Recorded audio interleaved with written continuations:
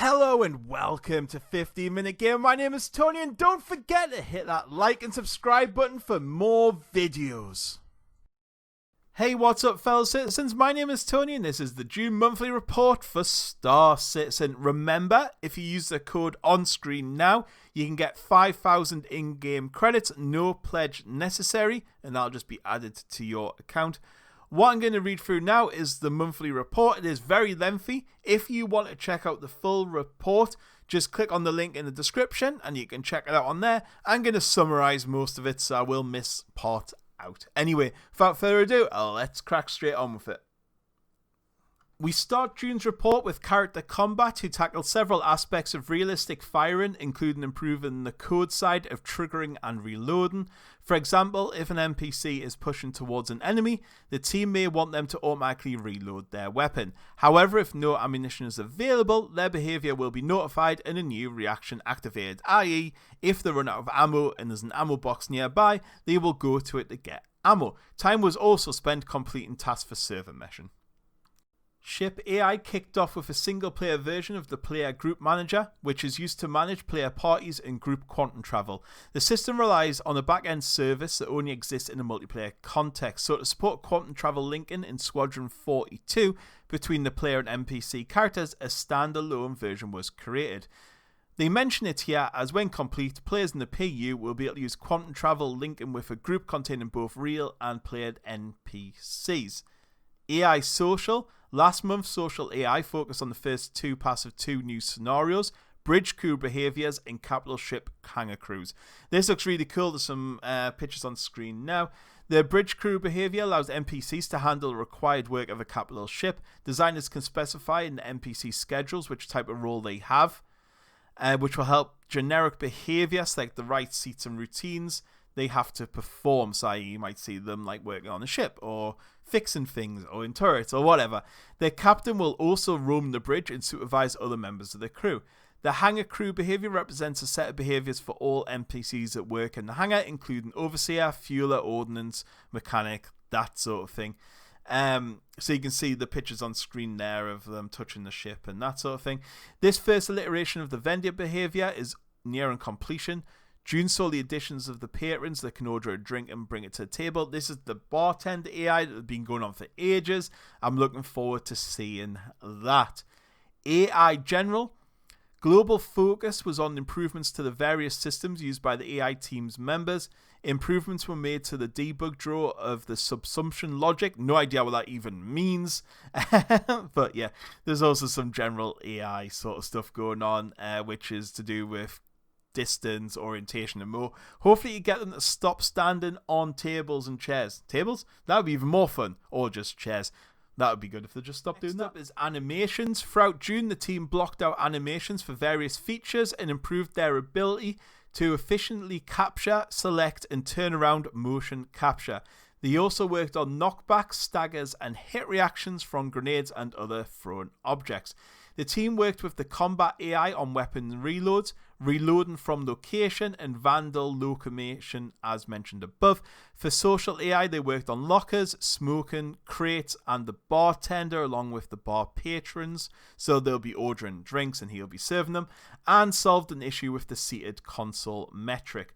Animations for 3 new weapons were also completed, including the 2 new lightning bolt core guns, which is the sniper and the pistol. Several mission givers were also worked on. Regarding motion capture, they worked through the backlog of NPC captures and rebuilt the take selection tool, which allows effective review and selection of completed motion capture. In the art environment sections, last month the Planet Art team moved into full production of Pyro 3 and 4. They're currently producing the required assets with a lot of new content reaching completion. They're currently undertaking R&D on touch bending for vegetation, which ensure bushes and small vegetations are pushed away more realistically when the player walks through them. I'm pretty sure they don't at all at the moment, so we'll see on that. And work on Crusader continues too, with further development of the shaders underway. So Crusader is just a placeholder at the moment. It's going to be a cloud city with whales and stuff. It looks like it's going to be cool. Art and ships. In the UK, the team continued work on the Crusader Starlifter. So this is the massive big ship that can, like, it's supposed to basically be refueling.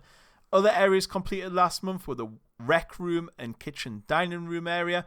The exterior is in the final art phase and currently receiving the material pass and UV mapping. 2 unannounced ships and the Origin 100 series also made some good progress. In the US, the team worked on the turret seat, turret interior, rec room, scanning room, cockpit and foyer for the Star Runner. It's now in its final art stage.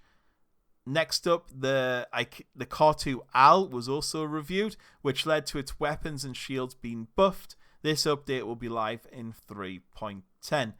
Art and weapons. June saw development of the new Lightning Bolt company weapons completed. These guns have comparatively complex animations and technical setups. So the sniper rifle, for example, when you pull it back, there's some artwork and stuff around there. So there required a bit more attention than usual. Work continued on the BR2, while a new weapon entered development. The team is excited to reveal at the end of Q3. That sounds fantastic.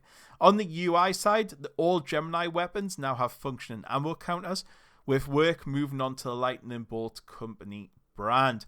Audio. The audio team closed out all Alpha 3.10 tasks, including the Grim Hex update and new weapons. Ambiances for a lot of older areas were also rebalanced, such as Levski and Lowville, and an audio-only rework of the Arclight pistol was completed too. Last month, the back-end team added the ability for the diffusion router to record analytic data, which will help live operators monitor the health of all services. Some low-level networking code was updated, fixing a few potential connection issues. They started on the new login flow that supports proper queuing and reporting to connecting players. That's needed because sometimes you're just stuck there and you're not sure if it's crashed, if you're in a queue, it just stays on loading for ages. Loading screen simulator is something you'll hear a lot. Characters. June saw the character team working on adding new Mobiglass variants to the in-game shops. Because the Mobiglass is one of the oldest game assets, it's built on older tech.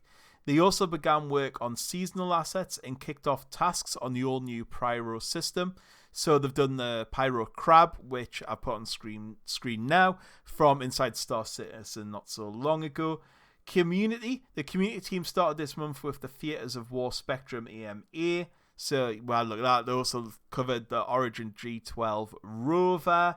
They also had Alien Week going, where we had an intergalactic cook-off and first contact contest.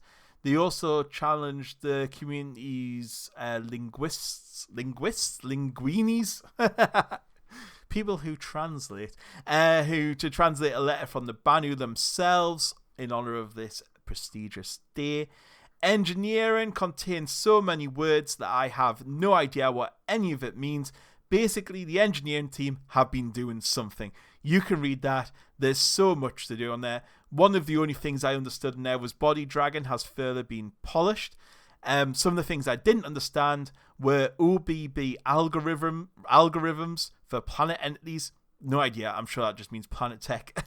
Lots of Gen 12 renderers. Who knows what any of them. And they also implemented a new JSON-based profiler data logger. What does that mean? We don't know. But I'm going to say the engineering team, thumbs up to you for doing all that work and putting lots of words in that nobody understands. Features in gameplay. June saw the gameplay feature team continuing to work on the player trading app, which is now in the art phase. So that's pretty cool. That will allow you to transfer money to other players for a little bit of a fee. They also put significant time in upcoming Alpha 3.10 patch and the ability to purchase ship paint from in-game shops. Again, something I'm really looking forward to. I just hope in the future that it's going to be good. I want to see lots of cool paints and schemes, and it'll be good to offset your ship from other ones in the verse. The vehicle feature team spent June finishing various features for Alpha 3.10, including the tweaks, improvements, and returning needed to prepare ships for the new aerodynamic flight model and thruster efficiency curves.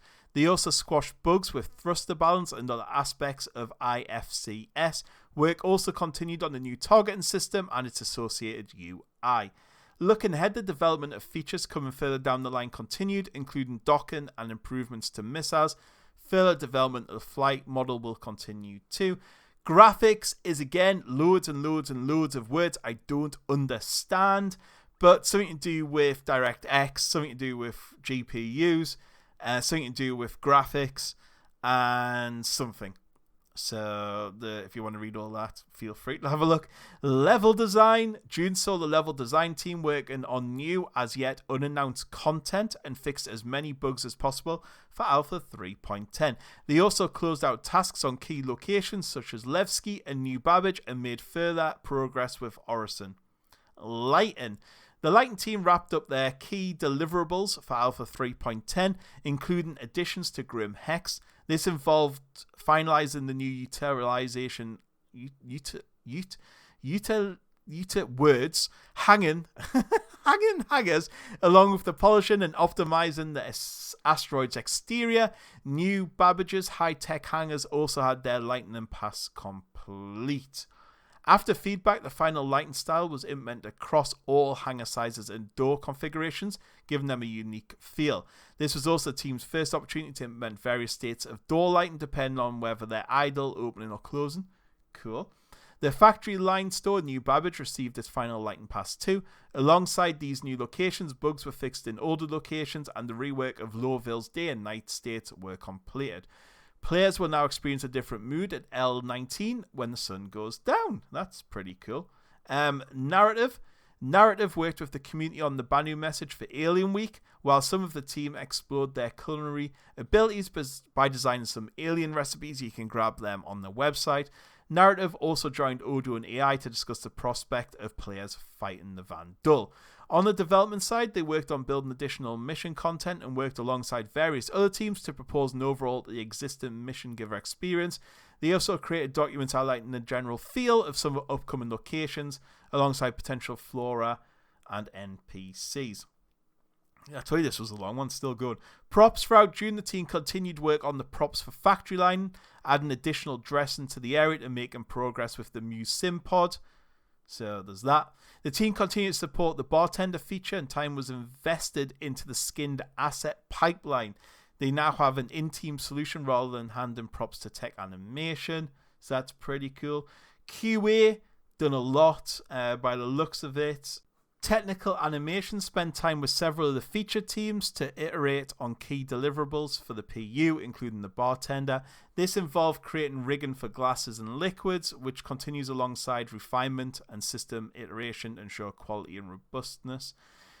Next up, Turbulent. So this is basically the web platform team, worked on streamlining the Enlist Now forms, process and user experience. These changes were deployed on June 10th. User interface. The UI team supported the vehicle targeting and turret improvements recently seen in Inside Star Citizen. The core team fixed bugs for Alpha 3.10 and gave 3D support to the building blocks UI tool, so we're going to see lots of changes there. The VFX, and this is the final thing, one of the VFX team's bigger tasks for Alpha 3.10 was the new signaled distant field driven atmospheric entry effects. Bloody hell, these are some words to put together, I tell you.